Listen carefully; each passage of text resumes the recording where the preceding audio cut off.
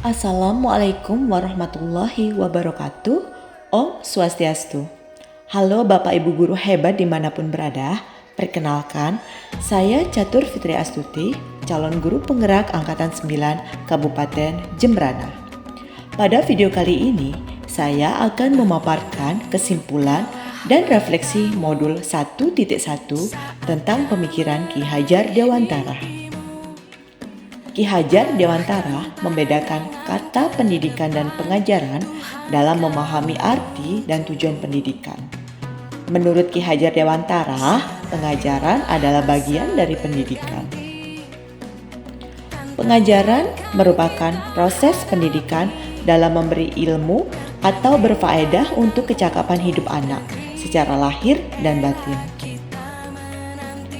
Pendidikan memberi tuntunan terhadap segala kekuatan kodrat yang dimiliki anak, agar dia mampu mencapai keselamatan dan kebahagiaan yang setinggi-tingginya, baik sebagai seorang manusia maupun anggota masyarakat. Nah, pendidikan adalah tempat persemaian benih-benih kebudayaan dalam masyarakat dan merupakan kunci utama untuk menciptakan manusia yang beradab. Ki Hajar Dewantara juga menegaskan bahwa maksud pengajaran dan pendidikan yang berguna untuk peri kehidupan bersama adalah memerdekakan manusia sebagai bagian dari persatuan rakyat. Manusia merdeka adalah manusia yang hidupnya lahir ataupun batin tidak tergantung pada orang lain, akan tetapi bersandar atas kekuatan sendiri. Sehingga dapat disimpulkan bahwa tujuan pendidikan sejatinya adalah sebagai tuntunan, di mana murid terlahir dengan kekuatan kodratnya masing-masing.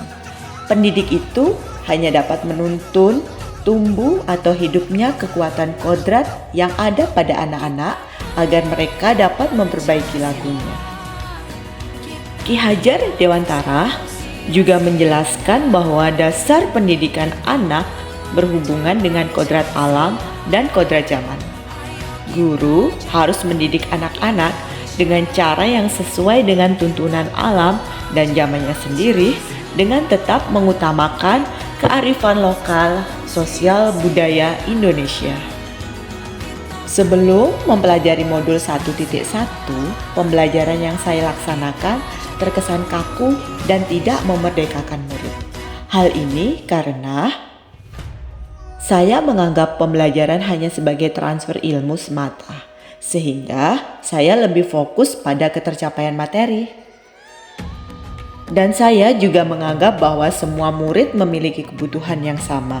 Saya tidak mempertimbangkan karakteristik murid. Sehingga nilai kognitif menjadi acuan dalam tujuan pengajaran yang saya laksanakan. Pembelajaran dianggap berhasil jika murid telah mencapai nilai KKM. Akibatnya, pengajaran berpusat pada guru. Guru lebih mendominasi aktivitas di dalam kelas sehingga murid tidak memiliki kesempatan yang luas untuk berperan aktif. Dengan kata lain, guru sebagai sumber belajar dan murid sebagai objek pembelajaran. Setelah mempelajari modul 1.1, saya akhirnya memahami yang pertama bahwa pembelajaran berpusat pada siswa. Kedua, menuntun siswa sesuai kodrat alam dan kodrat zaman.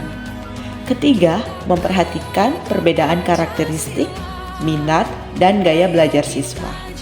Dan keempat, mendidik siswa memiliki kecakapan hidup dan budi pekerti.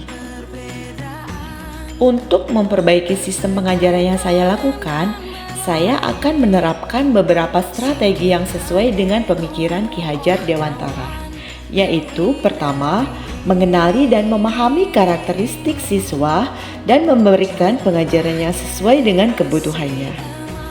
Kedua, menggunakan metode pembelajaran yang bervariasi, inovatif dan kreatif dengan memanfaatkan teknologi dalam pembelajaran.